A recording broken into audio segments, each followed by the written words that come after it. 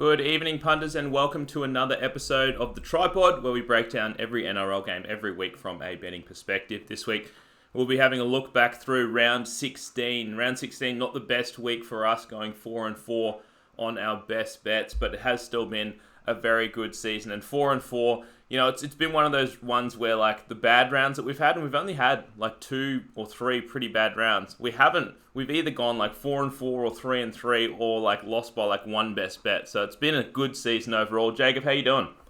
Good, thanks, mate. We've gone great, and I actually felt like a bad round was coming, and yeah, I'm not happy with the results because we understand we're betting $10 to win 9 when we bet. So if we go 4-4, that's not getting it done. Multis, well, we started well, but we can get to that. But then none of the big multis came home, and there wasn't even that many exciting footy games. So it's a bit of a dull round, but it's important that we still face up here to try and learn from it and pinpoint where we can make money in the upcoming rounds.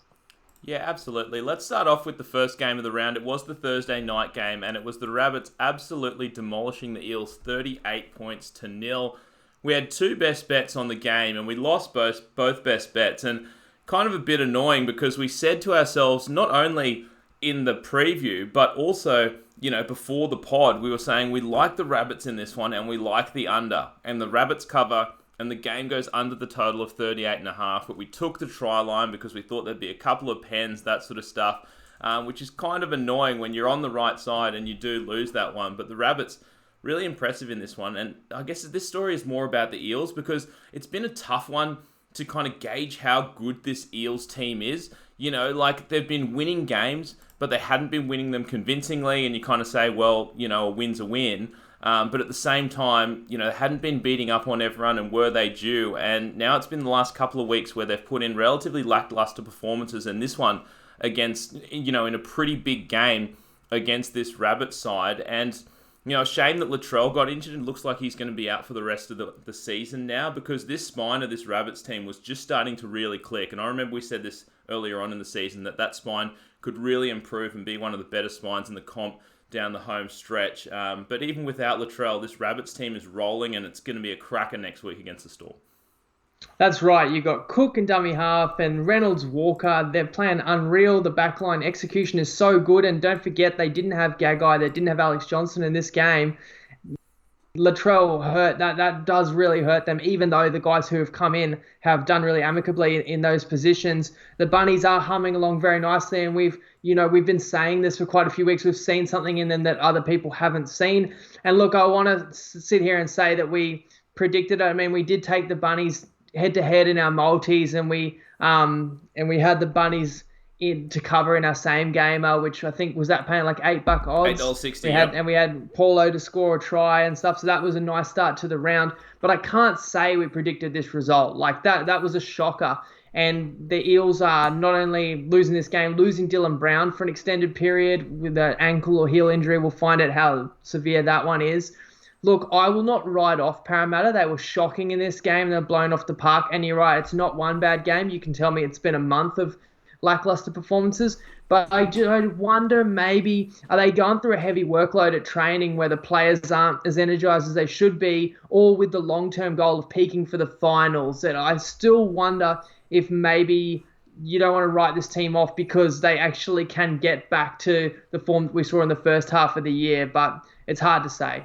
Definitely can't write them off yet, especially a team that's going to be almost certainly in the top 4 come the end of the season, and they should be. Let's move on to another surprising result, really. The Titans beating the Dragons outright 14 points to 10.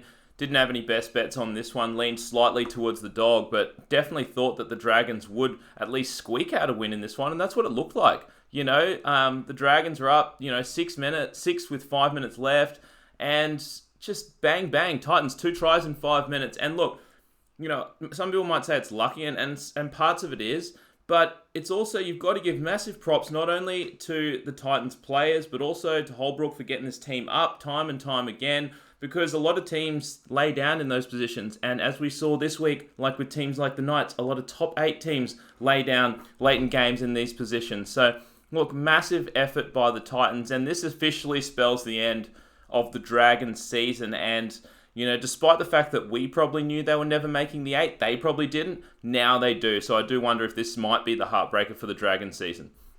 You quickly referred to the Knights. We just talked about the Rabbits. It's funny because round 15, as I said in the preview, I think 8 out of 8 favourites before the round won. So I think a lot of people on their multis just took a lot of favourites this round because there were a lot of short favourites. And you had the Bunnies upset on the Thursday. You have this game, the Titans considerable underdogs. And then the very next day, the Knights got upset as well. It seems to always go that way. And we didn't have our money on the Titans. We've bet on them a fair few times recently. We like what Holbrook is doing with that club. But I didn't really want to be on them in this game, missing multiple forwards.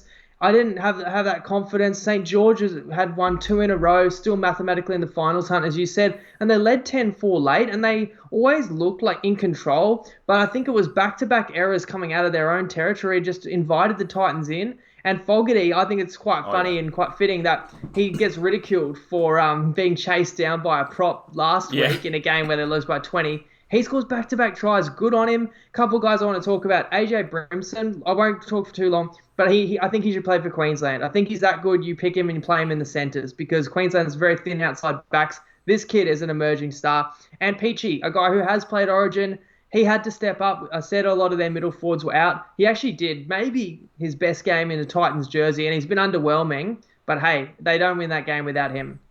And after the last few weeks, some people might even argue with you, Jacob, and say that he deserves the fullback position for the Maroons. Let's move on to the Roosters thrashing the Broncos, 58 points to 12. Once again, no best bets on this one. The line was 25.5, and we knew the Roosters were going to win this one, but as we said, you rarely make a lot of money laying gigantic lines in the NRL, one of the closest comps in the world. And look, from a betting perspective, there's not a whole lot I can take away from this one. The game pretty much went as we expected. The Roosters rolled in this one. They're getting healthier as they go along. But this Broncos team is just like they're almost unbackable. We've said this for a few weeks now, and they gave some effort. But really, Staggs is like the only guy on that team where you look at the Broncos and say he is giving a legitimate effort for 80 minutes. And I will say one more thing, and props to you, Jacob. You shouted this out to me. Tupanua is just very quickly becoming an absolute try-scoring machine there on the edge for the Roosters. And he was $4 to score a try any time in this one. We gave that one out in our same-game multi. I don't think you'll probably see that price for the rest of the season. And this was the one where they were 25.5-point favourites. And he scored the first try, and then he had a double before half-time. He really has emerged. I've liked the look of this kid for a while. Another gun on this team, and now Angus Crichton is no certainty to get that starting spot back in the Roosters pack. Not to mention Sonny Bill Williams is into the mix this week potentially. I won't say this game went as I expected. We certainly knew the potential was there, but the Broncos were even worse than I could have expected. It's embarrassing, and they conceded one less point than they did in round 4, 58 this time, 59 back then to the Roosters, but 40 missed tackles. I mean, Teddy, who didn't play the last time these two met, tore them to shreds, but everyone on the Roosters tore them to shreds. But it's like, people go, oh yeah, like of course the Roosters did this, but it's Flanagan and Drew Hutchison in the halves. It's not even like they've got Keary. It should not have been that easy. So this is props to a great Roosters performance, and shame on Brisbane for being horrible. Apart from, Staggs puts in, look, for Fafita, and he did have his moment, and Carrigan tries, but it's few and far between for good performance for Brisbane. And honestly, it's hard. It's hard to look good on when the rest of the team is doing that. Another surprising result. The Warriors thrashing the Knights 36 points to 6. Another game that we didn't have any best bets on. And honestly, Jacob, probably should have listened to you. You were leaning Warriors in this one, and I was leaning towards the Knights. And yet another unbelievable performance by the Warriors. And they just keep getting up game after game after game. We thought that it might be a little bit of a flat spot here for them after coming back last week. But you nailed it, Jacob. You said that you expected an inspired performance in Tamworth, and it really was a hidden factor. They were completely up for this game. But even taking that into account, this is a huge game for the Knights, a massive game, and they just did not turn up. A lot of errors, bad mistakes, and I have to downgrade this Knights team. I was kind of iffy about what I thought about this Knights team. I think maybe you've been a little bit higher on them this season than I have, Jacob, but I think you'll agree that after this one, I don't think you necessarily think this is a one-off. I think we have to downgrade them here. And they've copped a lot of injuries in key positions, not trying to make excuses for them. Pierce doesn't look right. It's hard for me. And I said last week, like, I feel like, yeah, they're missing a potent outside back, and certainly Bradman Best comes back in, but it's just like they lacked urgency, and they're just like going along expecting good things will happen. And it really reminded me of the Bulldogs loss, where they didn't look like they're panicking, which I guess shows they're composed, but they're just they fall behind too far and they don't get themselves back in the game. It's like they're not respecting the opponent and they're just expecting to win. And Adam O'Brien said as much, that they got what they deserved in this one. It was billed as RTS versus Ponga, and RTS wins by knockout. I mean, you mentioned, like, I think your typical Aussie fan probably thinks Ponga's the better fullback, but RTS was insane. And just on a punting perspective, maybe I'm inside my own head here, because I knew that the Warriors were the value, and I was leaning to the Warriors, but it's my fault for not having enough confidence in them. I think just like, and we keep a lot of stats on obviously, and our record and what odds we get all our best bets for full transparency, but I don't know if there's people out there that keep even deeper stats. You probably find we've got the worst record of all 16 teams on Warriors games. We have not had a good read on them. Yeah, and maybe it's just, like I said, maybe I'm inside my own head, but like, I just felt like if we took the Warriors this week, this would burst their bubble. But you have to give them a lot of credit, because they performed yet again, and they blew the Knights off the park second half. And it's definitely not crazy what you're saying. I think you nailed it on the head, because the Warriors have been putrid for a number of years, and the times that we bet on the Warriors, it's because we think it's value, because no one is betting on them, and they're the ugly duckling. No one wants to bet on them this week. It was the opposite this week. You just look through a lot of the comments in our group. Most people were on the Warriors this week, so we thought it was actually, like, despite you liking the Warriors, you thought it was probably a little bit square to take the Warriors, and it's rare you can say that taking the Warriors is the square play. Let's move on to the Sharks beating the Cowboys 28 points to 12. Had 3 best bets on the game. It was one of our favourite games of the round. We do cash all 3 best bets. And just a pretty dominating performance by the Sharks. And obviously, when we gave out these best bets, we thought that Shaun Johnson would be playing in this one. So we copped the blow there that he's out. But I thought the Trindle filled in really well. And honestly, they've really found something in Kennedy. He is 1,000 times better than Matt Moylan. I've said that Matt Moylan has been a liability for them. And Matt Moylan's going to struggle to find his way back into this team. Now, from a Cowboys perspective, look, yes, they lost the game by 16 points. A lot of people might argue that it might have been different had Michael Morgan not gone off, in the first quarter of the game. I don't think they would have won the game. Maybe they would have made it a little bit closer, but the Sharks forwards were pounding this Cowboys forwards pack. So, and, just fifth tackle options were better by the Sharks. The Cowboys really struggled with that, especially without Michael Morgan. And I'm not about to praise this Sharks defense after they only let in 12 points against the Cowboys. I still think it's a below par defense. But, I thought the Sharks deserved the win. They're rolling. They're going to be in the 8 now, almost definitely. And, just another tough loss for this Cowboys side, and another bad injury for this Cowboys side.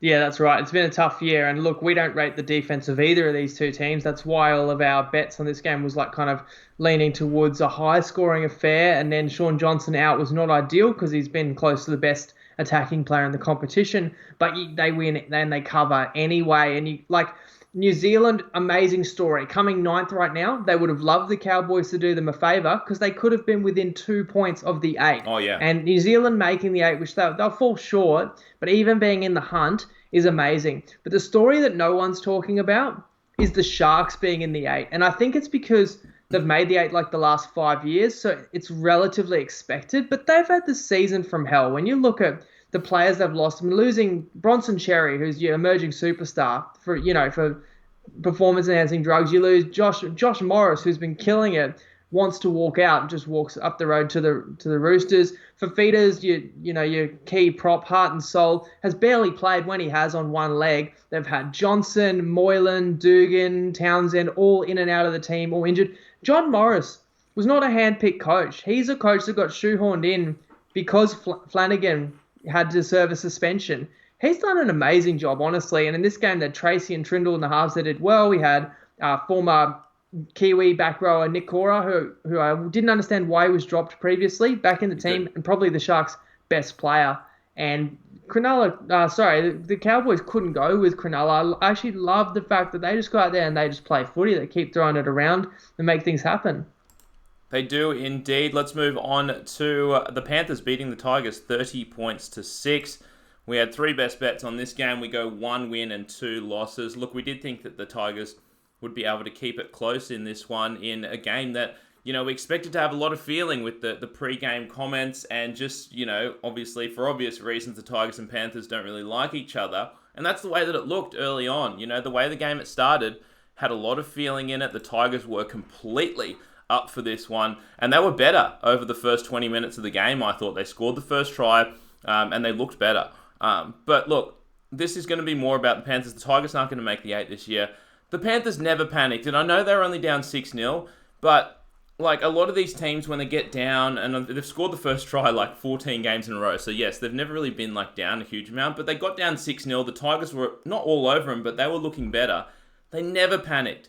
Cleary just kept putting in great fifth tackle options. They just kept rolling it up the field, and they never tried to chase points, never tried to throw dumb passes, just kept the pressure on, and then bang, they score 14 points in the last 10 minutes of the half, and then it's pretty much over because you have Dewey Sinbind.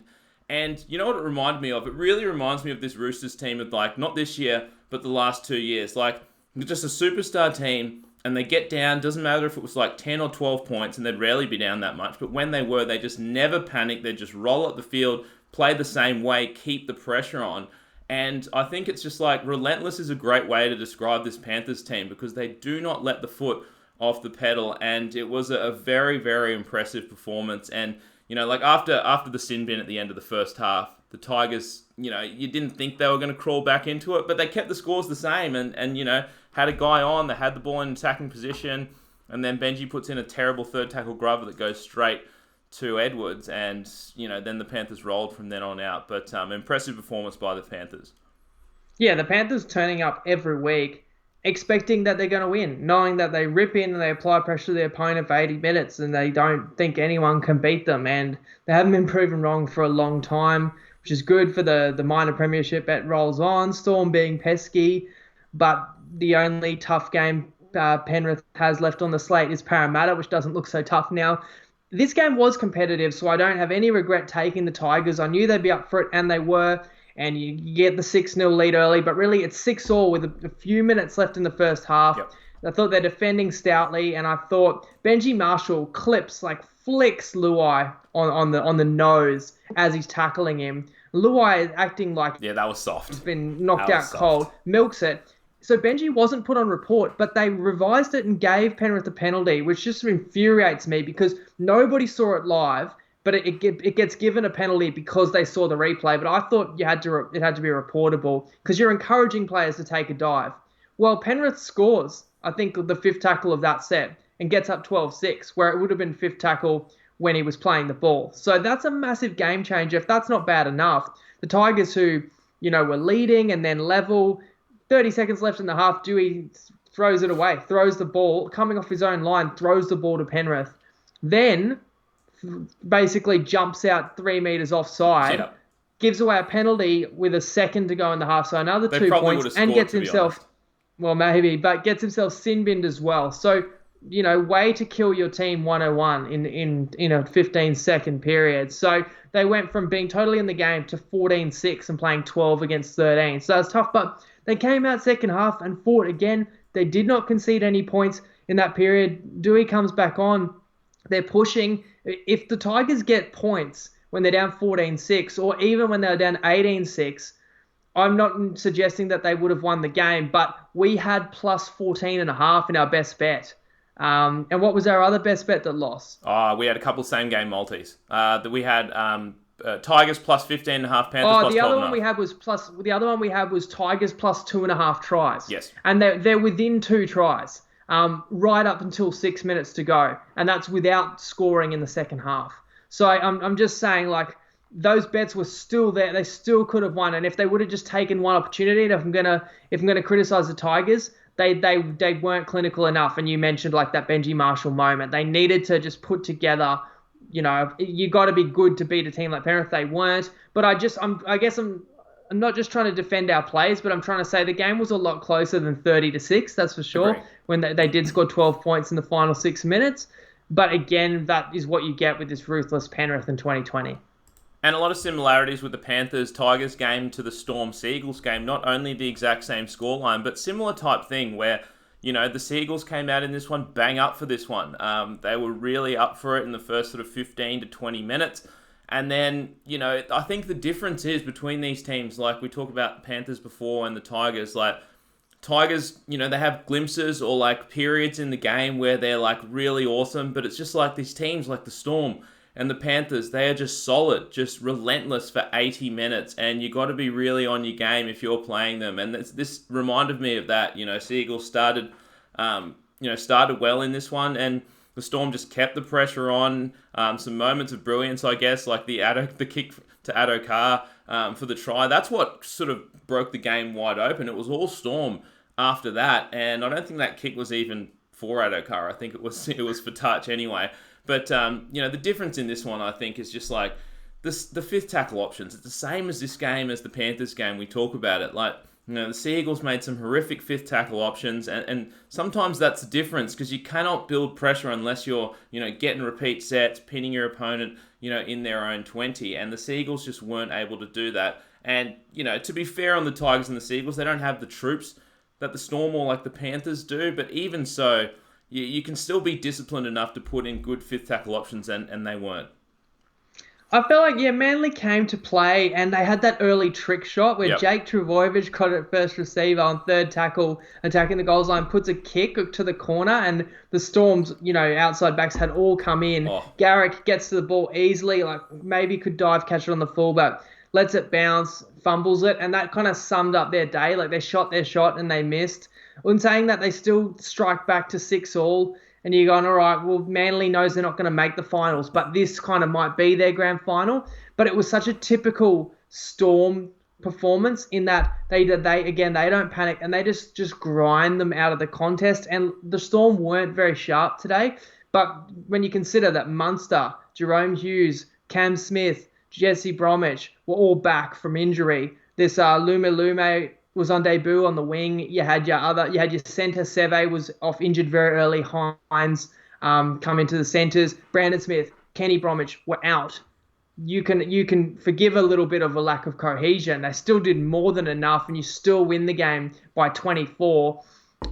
And with the Eels loss, they're well in control of second, which is most likely going to mean a home prelim as well. They're exactly where they want to be. Tell you who else is where they want to be. It's the Raiders with the comeback win over the Bulldogs, 34 points to 20. Once again, another game that we didn't have any best bets on. The line was 17.5 for this one. And even though we thought that the Raiders would win, we couldn't lay the 17.5. And you would have cashed your ticket if you had the Bulldogs in this one. But look, really exciting game. I thought that this would, be a pretty boring game, that the Raiders would win easily. But the Bulldogs were good. They were bang up for this one once again.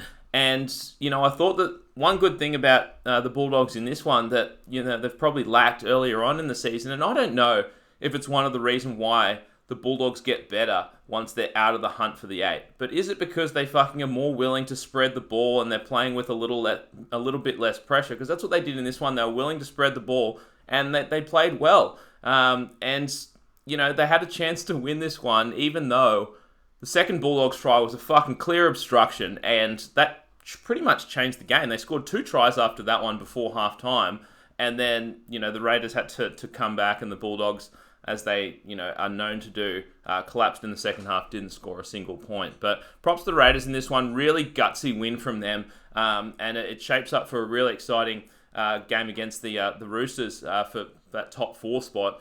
But the Raiders are building at the right time, and they're still relatively healthy. And I think a lot of people have been sleeping on them, but they're building quite nicely here. Mate, Raiders, Roosters next Saturday night, dead set. That is 4 spot in the top 4. We talk about how important that is, and it's the grand final rematch, and it's in Canberra. Yep. So obviously, look forward to the preview pod because I really can't wait to do a deep dive on that game. It's going to be a cracker. And talk about it. Yeah, that's going to be great. And, in hindsight, did the Raiders have one eye looking ahead to that game, and were they a bit unfocused? But if they lost today, then they could beat the Roosters next week and still not get into the top 4. So they had to win today.